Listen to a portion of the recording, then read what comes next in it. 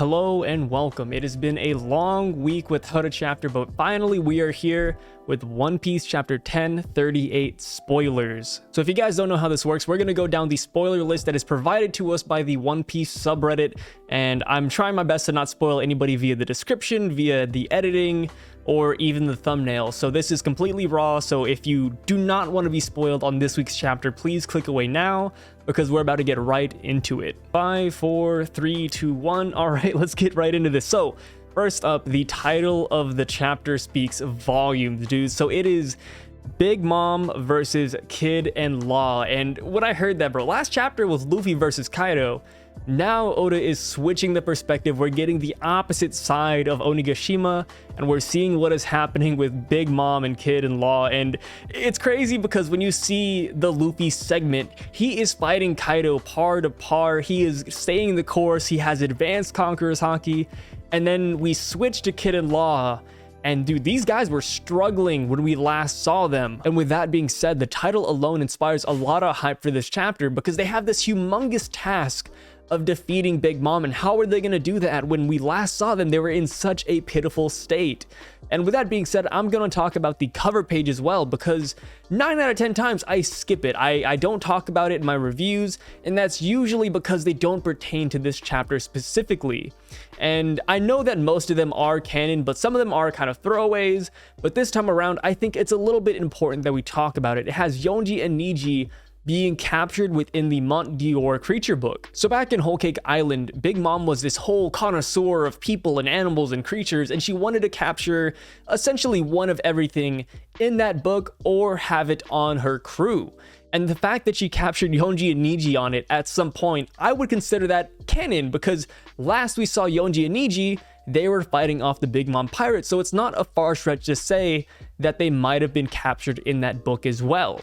Whether or not they escaped, I have no idea. I doubt they're actually in that book still, but this might be foreshadowing by Oda saying, hey, Big Mom is gonna whoop Kid and Law so badly, she's gonna stick them in her book and call it a day. And I know you're wondering, like, how is Big Mom gonna put them in that book? But you have to remember the Big Mom pirates are still on Wano or Onigashima. Last we saw them, they got knocked off the waterfall. Perospero made it up by some miracle by meeting Marco, but we all know that Smoothie is down there somewhere not doing anything important to the story like normal. Next up, we have Rizo versus Fukurokuju. I am not even going to talk about this part really. Last we saw them, they were both burning. Rizo was burning quicker than Fukurokuju, and he was like, oh, you're gonna burn and die and I'm gonna get out of here. But we all know how this is probably gonna end. Rizo is gonna catch on fire and he is not gonna care. Fukurokuju is gonna collapse because of the fire, and Rizo will survive and win. I don't even know why this is part of the spoilers. I think we could all guess this. It's probably going to be like one page and we're going to move on. So next up is something kind of interesting and cool. Chopper is concerned about Zoro and the adverse effects of the Minx medicine. And then in front of Zoro appears a Grim Reaper with a large scythe. So Zoro has been through hell and back. When he fought Kaido, that was enough for an entire character arc, right? Like, Zoro took a beating, he did a lot of damage to Kaido, and he was KO'd. He could not move a muscle until the Minx gave him this miracle medicine, which essentially brought him back to full capacity, enough to actually fight and take down King. The feats that Zoro pulled off in his condition are insane, so I feel like we have to give some credit to the Minx medicine, and Oda also has to nerf it. It is so powerful, it almost makes you wonder, like, why do they not bring this medicine with them everywhere? Why not have Chopper perfected and then they just carry it in their back pocket? It's essentially like a senzu bean from Dragon Ball Z. It is so crazy. So with that being said, Oda has to give it some sort of horrible side effect, and we're seeing that in the form of Zoro seeing a Grim Reaper. I really doubt it's the actual Grim Reaper. I don't think he's on death's door, but I feel like this might actually be a gag. It might actually be Brook, and he's walking towards them all friendly like, and Zoro might even attack Brook in a response to seeing the Grim Reaper. So yeah, scenario number 1 is that Brook is the Grim Reaper and he's approaching Zoro. Zoro ends up attacking Brook, and he feels bad about it later on, which I think would be a really cool twist, because in the beginning of this arc, when Sanji was fighting Queen and he had those reversed eyebrows, he said, hey, if I'm not the same person, if I start hurting people, then you're gonna have to put me down. what if Oda said, let's flip the script and let's have Zoro actually attack Brook, and he's the one losing control because of this medicine? I think that'd be a really good twist, but yeah, I don't know. Next up, scenario number 2. This is actually some metaphorical Grim Reaper, and Zoro is encroaching on death's door. This is life itself telling Zoro, hey, you're pushing yourself way too far. You did this on Thriller Bark, you're doing it here. You are doing too much, my man. And this could even be his, quote unquote, initiation to becoming the King of Hell, because he has Enma in his arsenal now. So I think that'd be a perfect title. Just the other chapter, Zoro said that he will become the King of Hell to make Luffy the King of the Pirates. So what better way to initiate him into this role and new title than to have the Grim Reaper talking to him about death? So yeah, whether it's metaphorical, whether it's actually Brook, I think it's a win-win. I think this is going to be a great plot point, and it is the perfect thing to nerf that very OP Mink medicine. Alright, so next up, we have a really big one actually. Izo has defeated his enemy, but CP0 appears. They seem to be sidelined because they have urgent matters to attend to, but Izo stops them. God, I really wish Izo did not show up. Because last chapter, we got hit with the giant bombshell that the Gorosei were talking about some devil fruit that hasn't been awakened in centuries, that the world government gave it a different name so that people could not realize its true potential. And I guarantee you, CP0 were on their way to stop this person, to stop this devil fruit, and we would have finally figured out who they were talking about, but Izo had to show up and he had to stop them from progressing that plot point. I'm really curious to see how this goes, because the last time we got a CP0 fight between CP0 and Apu and Drake, it actually got off screen. We only saw the beginning of it, and then we saw the end where Apu was running for his life and Drake was down for the count. So this will be a nice power scaling event to see if Izo will stand his ground. Will he actually be able to stall off CP0 without getting defeated, or will he also get defeated and CP0 will go on their way? I think Izo is very, very strong, but this will be a good chance to see how well he does against CP0. Although, like I said before, we're not really going to see this fight. Oda is definitely saving CP0's abilities for a main fight against the Straw Hats. All we can really ask for in this fight, even if it's off screen, is that CP0 mentions where they wanted to go. If they mention that they want to go and visit Big Mom, then they are definitely talking about Kid or Law's Devil Fruit Awakening. If they say that they want to go to the rooftop, then they are probably talking about Momonosuke because he's outside trying to lift Onigashima.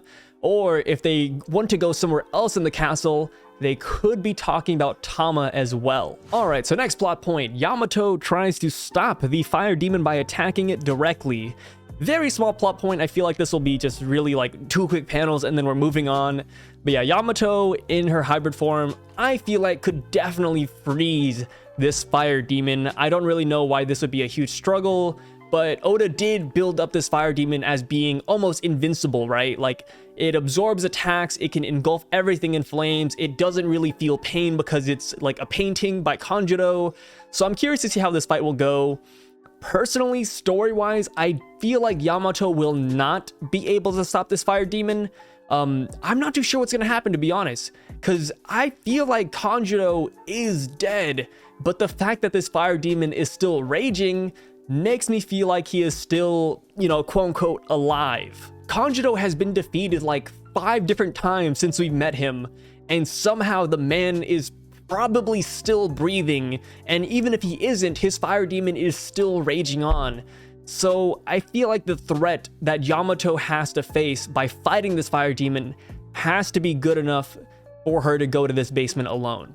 Because the Oda really pulled her away from the rooftop, away from Big Mom, to confront the fire demon and to stop it from destroying the explosives and thus destroying the island. So this fight better be significant, it better be somewhat of a struggle, but power scaling wise, Yamato is up here, Kanjuro is probably down here. So I'm curious to see how strong that fire demon actually is, and if Yamato will be pushed to some sort of limit to fend it off. Alright, so final plot point here, we have a big one. We have Kid and Law versus Big Mom. At the beginning of this part, we see that Big Mom has defeated them, but then Big Mom leaves for Kaido and Kid and Law attack her again. And then they say, listen, old lady, even if we die, we won't let you get to the roof. What I really like about this final line is that it shows confidence in two different ways. It shows confidence that they can stop Big Mom, or at least stall her from going to the rooftop. And it also shows that they have confidence in Luffy. If Big Mom does not show up to that rooftop, somewhere deep down, they know that Luffy will take down Kaido. We always knew that Law believed in Luffy, but I feel like this is Kid's version of believing in Luffy as well. We finally get that confirmation, and it really solidifies this trio. I always loved the Luffy, Law, and Kid trio, and Oda's really hammering this down, saying that they're essentially good buddies. They had good character development, and here they are fighting for their lives, putting their lives on the line to stall Big Mom so that she will not get to the roof to stop Luffy from beating Kaido. One thing I do find pretty curious is that Big Mom, after she defeats Kid and Law, her first instinct is to go to the rooftop for Kaido.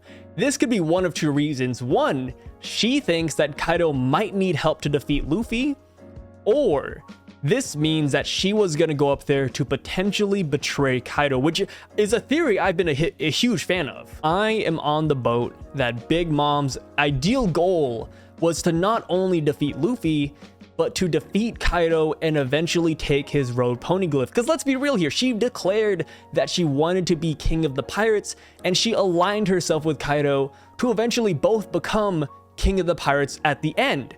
So if Kaido's being defeated, would you not just stab him in the back and take his poneglyph? That is the most Yonko pirate thing that she could possibly do, and that's what I feel like she was going to do if Law and Kid hadn't stopped her.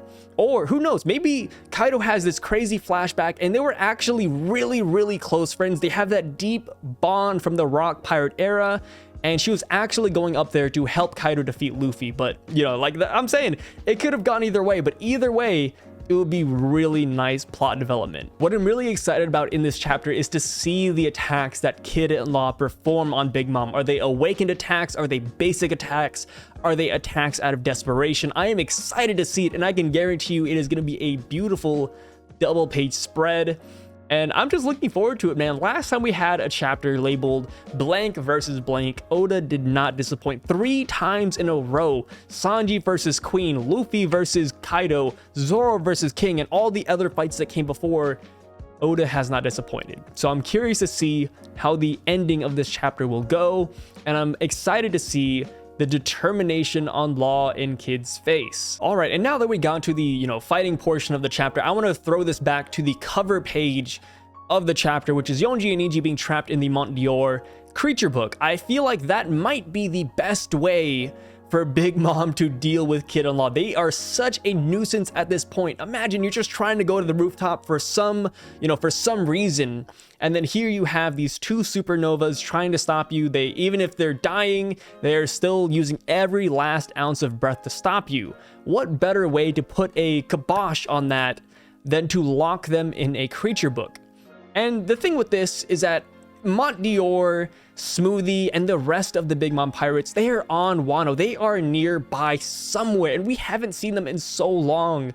So they have to come back into the story at some point, and maybe Big Mom sees them from a distance and she's like, hey, you guys take care of these buffoons. I do not want to deal with them anymore. And then boom, Mont Dior locks them in the book, and they are gone for a while. And then eventually, from outside interference, just like what happened with Luffy back in Whole Cake Island, someone frees Kid and Law, and they are fully replenished. They have more energy now that they had time to rest, and they fight Big Mom one more time. With that being the scenario, I could potentially see them taking her down. That is the only chance, because if they continue this fight, if they have actually been defeated when we first flash back to them, I can't imagine that they have enough stamina to take her down. They need some sort of break. Luffy had a break versus Kaido. I feel like Kid and Law also need a break if they want to potentially defeat Big Mom. Also, just to clarify myself real quick, because I know it's a pretty crazy statement to say that Kid and Law can defeat Big Mom, but if they were at full capacity, they were awakened and they have a lot of stamina to use against her, I could see it happening. But they do need a break because they've been fighting non-stop, and I just don't know how they're going to get through it. And this is something I have to wait for the actual chapter to come out to determine, because I don't know how badly they're beaten up. Like right here, like I'm reading this and it's like, oh, maybe, you know, they have a couple scratches, you know, whatever. But what if we go to the chapter and they're like all bloodied up, they're barely standing, you know, they're over here like limping, kid was missing a leg or something. Like, we don't know how bad this looks because it says that they've been defeated. So I'm curious to see what that actually looks like. All right, now the final thing I want to mention is something that I've been waiting for a very long time.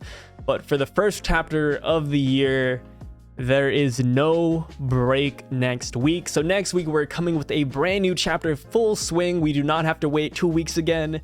Thank everybody for that.